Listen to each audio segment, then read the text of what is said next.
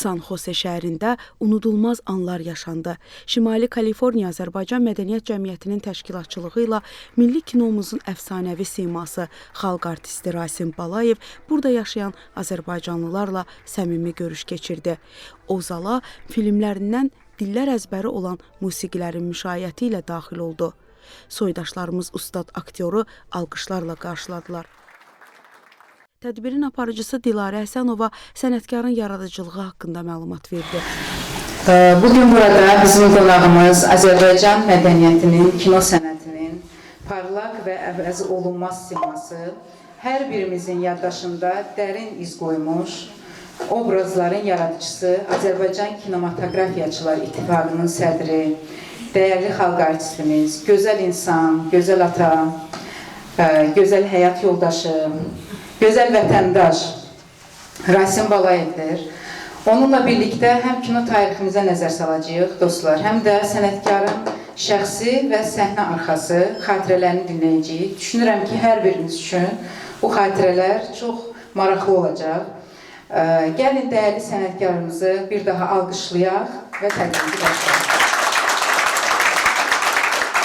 Görüş boyu görkəmli kino xadiminin çəkildiyi filmlərdən fraqmentlər nümayiş olundu. Bir söz de mənə, Nəsimmi, vəsf elə məni şair. Vəsf zamanı deyil, afət. Ölümə gedirəm, yalvarıram.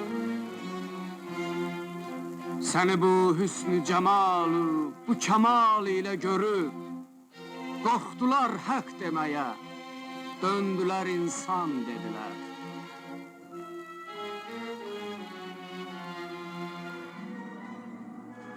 Parmağındakı o altın üzüyü sənə kim bağışlayıb? Ver onu mənə. Onun nişanlarını mən bilirəm.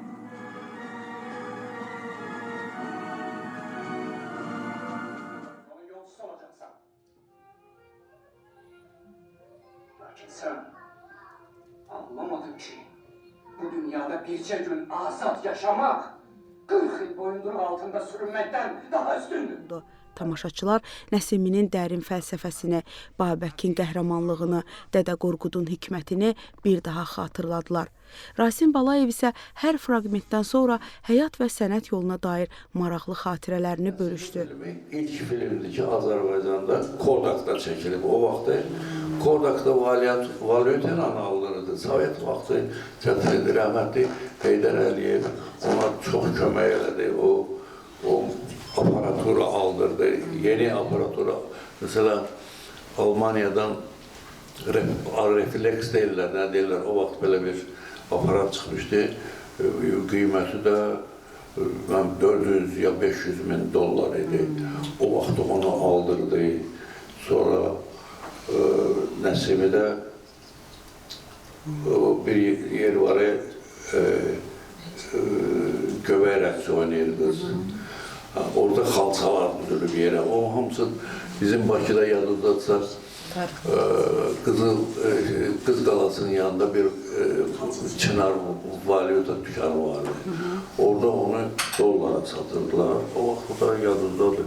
73-cü ildə biz dolların üzünü görməmişdik. Deməli, o aldırmışdı 10 dənə. Və s. Sonra Naxçıvanda çox çəkdiyi Əlincə qalasında buranın birinci katibinə zəng eləmişdi ki, Nəsimiyə kömək edir. Yəni, onun köməyi olmasaydı, o filmi biz öhdələyə bilməzdik. Yəni, öz gücümüzə.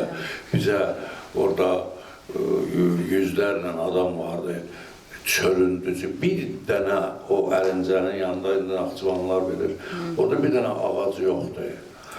O kölgə zaman istidən 50 dərəcəsində maşının altına girirdilər ki, orada kölgə olsun və bizə avtolavkalardan yemək gətirirdilər.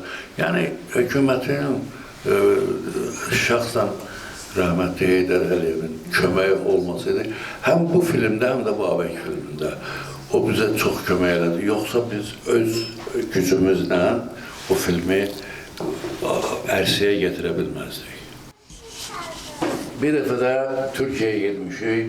Türkiyədə Azərbaycan mədəniyyəti günləridir. Təxminən bir təyyarə getmişik. Orada şairlər, musiqiçilər, nə bilim, rəqqaslar, bir samolyot, bir təyyarə getmişik. Və orada hər bir gün Azərbaycan kinosu keçdi, günü keçdi, bir gün ədəbiyyatı günü keçdi, bir gün teatr günü keçdi. Rəhmətli Zəlimxan Yaqub da bizimlə gelmişdi. Bu səhər tezdən saat 6-da, 7-də düşürə otelin fayesinə. Görür ki, Alim Qasımov orada trubka çəkir də, o oxuyanlar qəlyan çəkirlər ki, boğazları salamat olsun. Deyir ki, Alim müəllim, mənim yoldaşım mənə bir dənə yaxşı, belə, qoy bahalı olsun, amma yaxşı bir dəridən bir kurtka tapşırıb mənə, sən çox dünyanı gəzmirsən, sən başın çıxar, gəl mənə gedək, bir dənə mən yoldaşımın kurtkalımdır. Alim də halım dəyişmədən deyib ki, o məsələyə Rasimə müraciət elə, Rasim Balaya. Deyib ki, niyə? Deyir, 11 dəfə dərisini soyublar, dərinin qədrini o yaxşı bilir.